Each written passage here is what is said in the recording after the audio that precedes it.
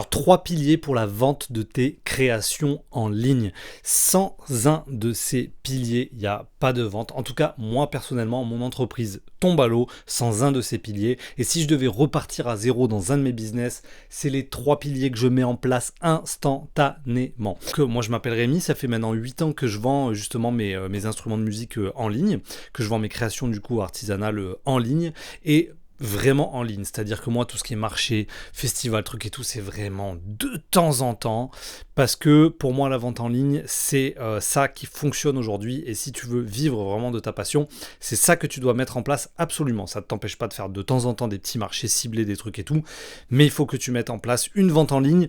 Let's go. Donc tout d'abord, je vais te spoiler les 3 piliers, parce qu'il faut tout d'abord que tu aies une vue d'ensemble. Donc selon moi, les 3 piliers, c'est quoi? C'est les réseaux, un site internet et une stratégie. Juste ces 3 piliers. Bien sûr, peut y avoir d'autres choses. Bien sûr, peut y avoir la newsletter. Bien sûr, peut y avoir plein d'autres choses. Mais en tout cas, si je repars à zéro et en tout cas, moi, si j'enlève un de ces piliers, tout se dégringole. Donc, réseau, couplé avec un site internet, couplé avec une stratégie. On va détailler un petit peu tout ça, tout simplement. Les réseaux, ça va être très très simple. Il faut que tu sois sur Instagram, il faut que tu sois sur TikTok, il faut que tu sois sur Facebook, notamment via les groupes Facebook. Effectivement, sans les réseaux, tu n'as pas de visibilité. Donc c'est aussi simple que ça.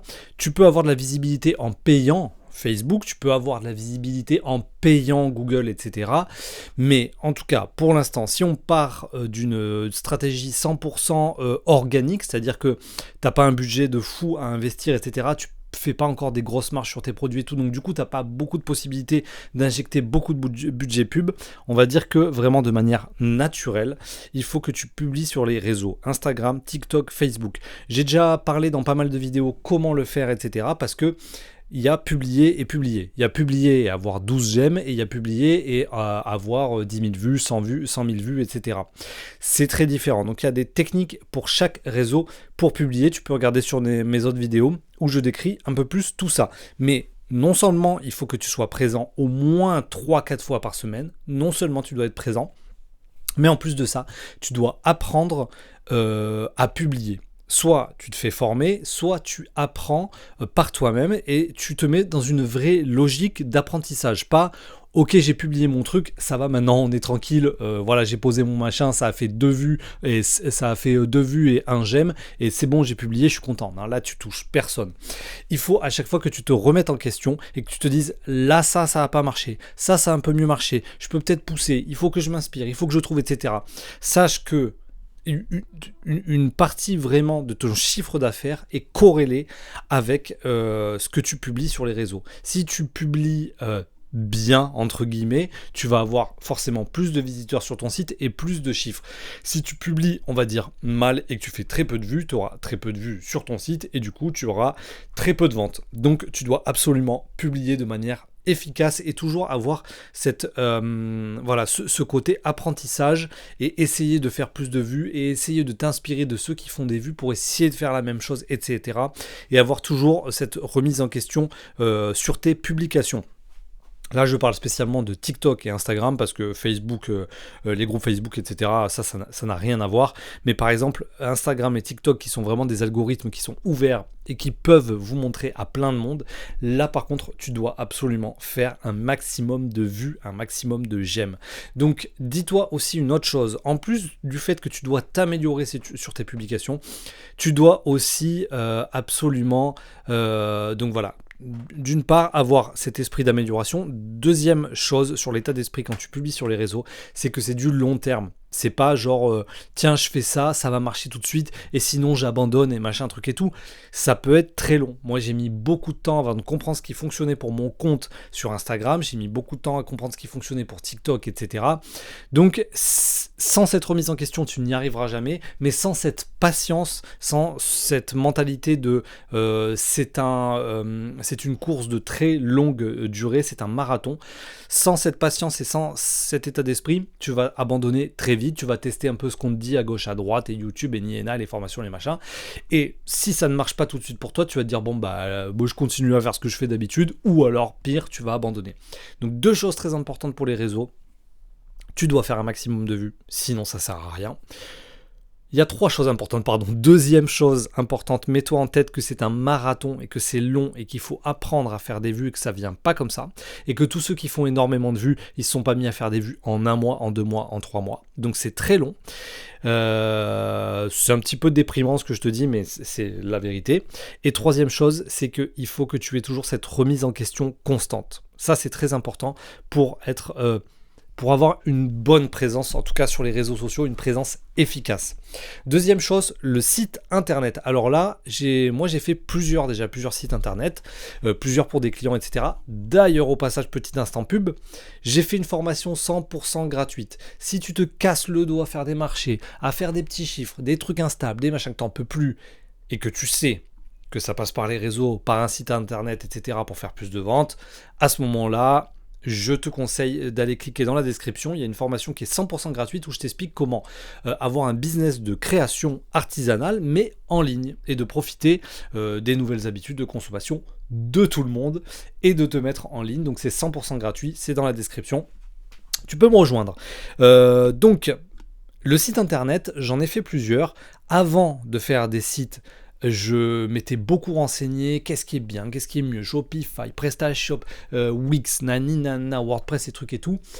Je te donne, selon moi, le meilleur, c'est-à-dire je vais te dire exactement ce qui marche très bien. Sache que dans tous les cas, que ce soit Shopify, WordPress, Wix, des trucs comme ça, il n'y a pas forcément de mauvaise solution. C'est plus une question, on va dire, c'est comme si, par exemple, tu veux repeindre une pièce, on te dit blanc et gris, ou on te dit blanc et vert, ou on te dit machin. En fait, il y a tout qui pourrait bien aller. C'est plus des avantages, des inconvénients. Moi, ce que j'ai... mais en tout cas, c'est que des bonnes solutions. Tu vas pas louper ton business si tu es sur Shopify, tu vas pas louper ta vie si tu es sur Wix, etc. Donc, tu l'as compris, moi je vais te donner exactement ce que je ferai, ce que je conseille de faire et ce que je ferai, ce que je referai si j'avais encore à le refaire. C'est Ionos pour l'hébergement, c'est-à-dire ta place sur Internet se loue, donc il faut que tu loues ta place sur Internet. Je prends Ionos, avec Ionos j'installe WordPress. Avec WordPress, j'installe le plugin WooCommerce, ce qui fait qu'on a un site. On n'a plus un blog, mais on a un site e-commerce. Ensuite, j'installe un thème qui s'appelle Flatsum. C'est pas très cher, ça coûte, je crois, 80$ pour toute la vie. On installe Flatsum parce qu'un joli thème sur le site, c'est quand même beaucoup plus sympa que les thèmes gratuits.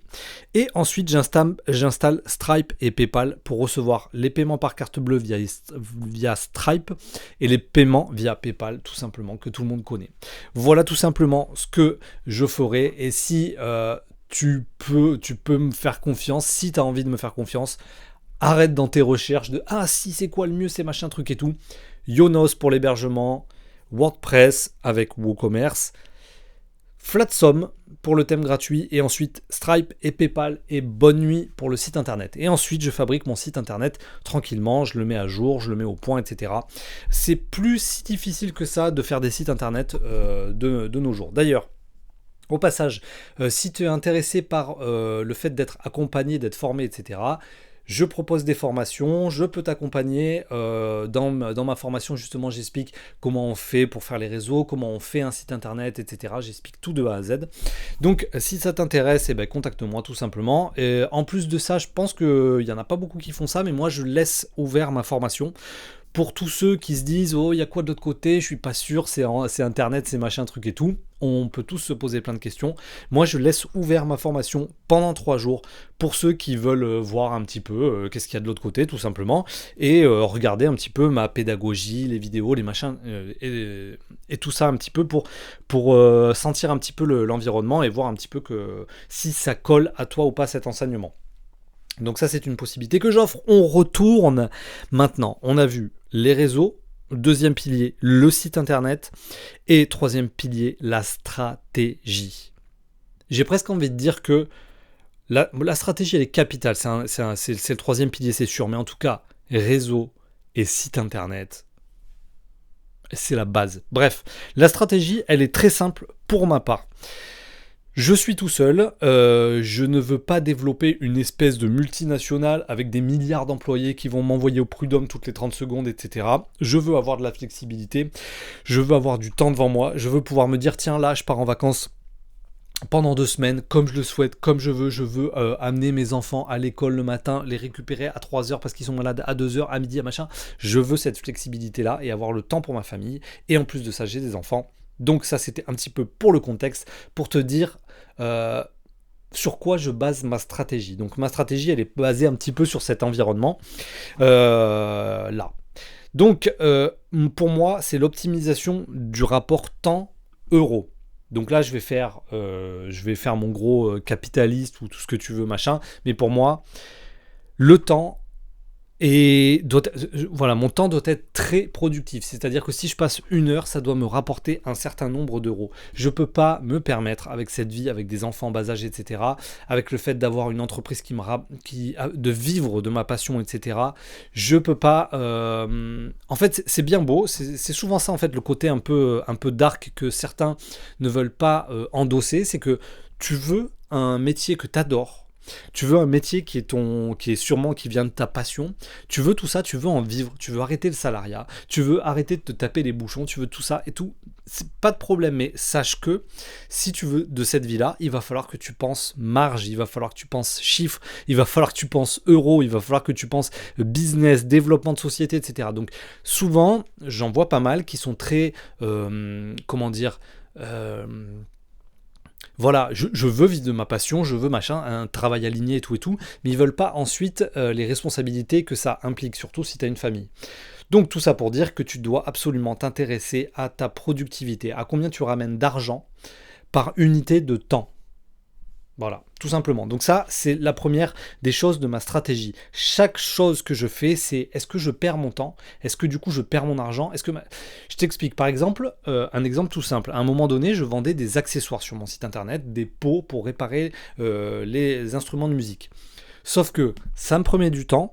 J'étais presque à perte, je faisais qu'une toute petite marge, je devais faire les cartons, l'emballage, gérer les commandes sur internet, etc. Et tout ce truc-là, c'était du temps qui me rapportait rien du tout. Et c'était peut-être un peu gratifiant parce que sur mon site, je voyais des commandes régulières, etc. et tout, parce que c'est vraiment un truc de consommation. Dans mon secteur, c'est vraiment un truc que tout le monde commande. Mais en vrai, je gagnais vraiment pas beaucoup d'argent, je perdais vraiment du temps, je faisais pas de marge là-dessus, etc. Donc, à un moment donné, c'est qu'est-ce que je veux? Est-ce que je veux sentir que je fais beaucoup de choses et que j'ai beaucoup de commandes et que je fais pas mal de chiffres? Ou est-ce que je veux être sûr que je fais de la marge? Je veux être sûr que le temps que je passe est productif, me fait gagner de l'argent? C'est vraiment ça, c'est à un moment donné cette balance, cette stratégie, ce débat que tu dois avoir en toi-même pour savoir un petit peu où est-ce que tu en es et te recentrer un petit peu. C'est ça qui fait partie pour moi de la stratégie en tout cas. Par exemple, il y a 2 jours, je vais récupérer un colis dans un relais colis. La dame me dit qu'elle paye 1800 € de loyer de sa boutique physique. Et ça fait 4 ans maintenant qu'elle bosse et que peut-être elle va commencer à se payer bientôt. Elle fait 100 000 € de chiffre à l'année, elle m'a dit. Donc on va dire grosso modo, elle fait 10 000, un peu moins de 10 000 € par mois, ce qui est plutôt raisonnable. Mais elle ne se paye pas. Et ça, pour moi, c'est catastrophique. C'est-à-dire, t'as même pas de flexibilité, t'as même pas le temps de pouvoir aller chercher des enfants et tout parce que t'as une boutique, t'as des gens qui viennent chercher leur colis, t'as des gens qui viennent chercher leur matériel de ce qu'ils viennent acheter chez cette personne, en l'occurrence de la bouffe pour chien, et tu te payes même pas. Ça, pour moi, c'est totalement la mauvaise stratégie. Si j'étais à sa place, je me dirais, bon... Enfin bref, je me dirais beaucoup de choses, mais en tout cas, ça c'est pas bon du tout, selon moi. Donc il faut pas tomber dans cet extrême où tu fais pas mal de chiffres, mais en fait tu fais pas de marge, et en fait tu te payes pas, et en fait, mais à quoi bon à ce moment-là entreprendre? À ce moment-là, je préfère être salarié, quoi. Au moins là, les sous ils tombent, quoi. Donc bref. L'optimisation du temps par rapport à l'argent. Pose-toi toujours la question, ce que je suis en train de faire me rapporte de la marge? Ou est-ce que je suis juste en train de perdre du temps, de me sentir occupé, au lieu d'être avec mes enfants ou de faire je sais pas quoi, parce que moi si je rapporte pas d'argent, ben autant je m'amuse, autant je suis avec mes enfants, autant je kiffe avec ma famille en fait quoi. Donc bref, ça. Ensuite, la stratégie maintenant un peu plus, on va dire, précise. Je sais pas si je me suis un peu trop enflammé, vous me le direz au pire des cas. Le haut de gamme, vraiment jouer sur le haut de gamme. Je le répète toujours, mais quand on est des créateurs, des créations artisanales ou artistiques, il faut viser le haut de gamme, le premium. C'est ça la qualité sur laquelle on peut jouer. On est seul dans notre entreprise. On n'a pas des industries avec 1000 personnes qui font le même produit à la chaîne toute la journée avec des coûts de matières premières bien plus basses, etc., une qualité bien plus basse. On ne peut pas jouer dans la cour de ceux qui vendent des bas prix pour tout le monde, pour monsieur et madame tout le monde. Nous, on vend pour des passionnés qui ne se posent pas de la question du prix, mais qui se posent la question de la qualité et du haut de gamme et du fait main, etc. et tout et tout. C'est ça qu'il faut viser. Cette stratégie-là va vous faire sortir du lot, tout simplement. Comme je le dis bien souvent, moi, dans mon industrie, on est peut-être 1000 à faire ça sur Terre, on va dire, de manière internationale. J'ai peut-être dans ce domaine-là 1000 concurrents, mais dans le très haut de gamme que moi je propose, là on n'est plus que 5.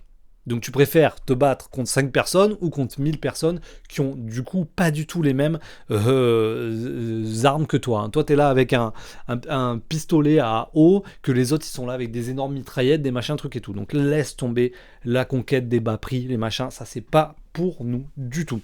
Donc le haut de gamme, les prios et la marge plus. Tout ce qui ne fait pas de la marge doit être remis en question. Voilà, c'est aussi simple que ça.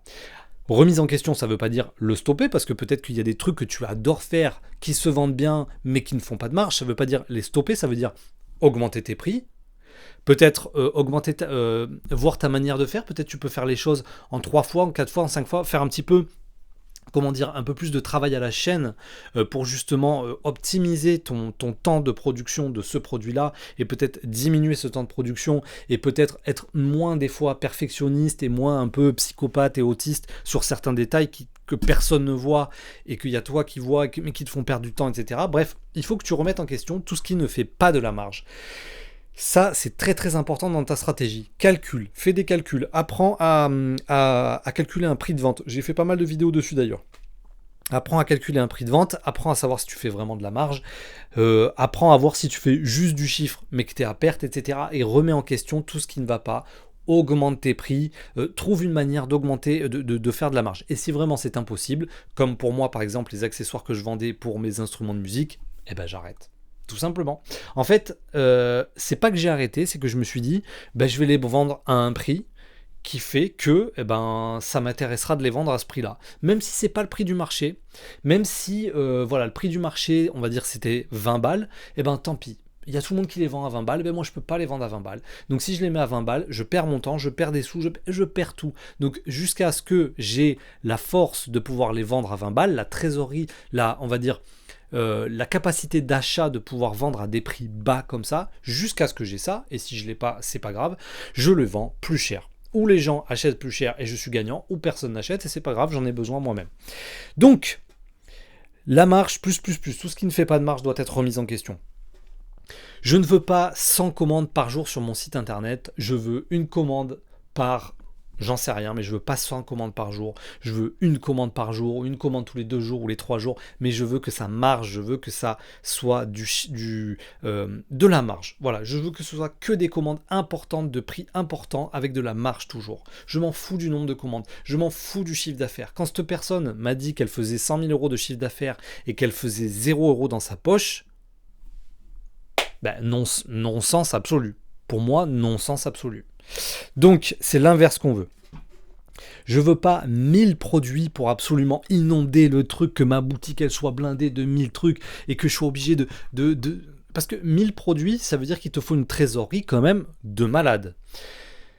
Parce que du coup, tu vas acheter du stock de ça, du stock de ça, du stock de ça, du stock de ça, du stock de ça, et tout ça, ce stock immobilisé, c'est de la trésorerie que tu engages, et c'est du stock immobilisé, c'est de l'argent qui ne va pas partir tout de suite, que tu vas pas avoir tout de suite les commandes qui vont te faire partir tout de suite cette avance de trésorerie, tu vas pas rattraper ton argent tout de suite, donc ça, c'est 1000 produits. c'est pas pour les trésoreries un peu moyennes. Ça d'ailleurs, c'est vraiment une vidéo que je vais faire pour parler un petit peu du stock. Est-ce qu'il faut beaucoup stocker? Est-ce qu'il faut un peu moins stocker? Bref, ça, je ferai ça dans une autre vidéo. Je vais pas commencer à m'enflammer.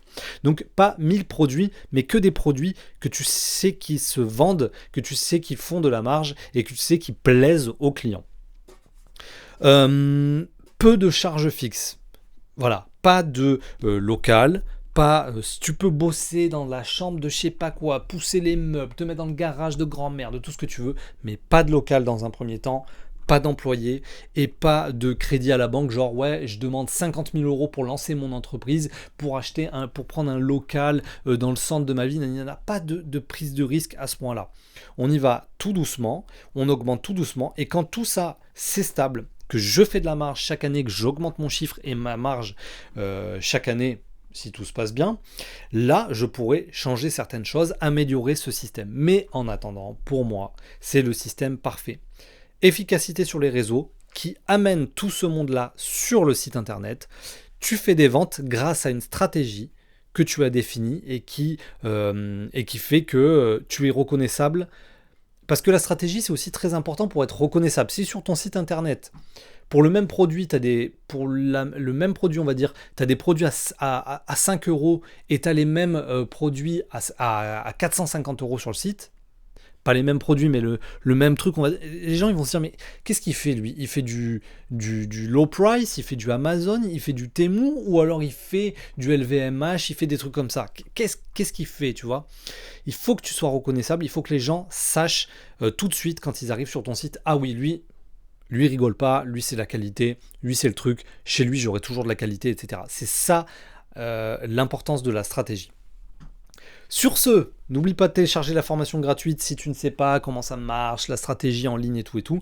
Et contacte-moi si tu veux rentrer gratuitement dans la formation pour voir un petit peu qu'est-ce qui se passe là-dedans, comment j'explique ma pédagogie, blablabla. Sur ce, blablabla, il était totalement inutile. Allez, sur ce, passe une bonne journée, à très bientôt, mets un j'aime, un commentaire, tout ce que tu veux et abonne-toi. Ciao, ciao, salut!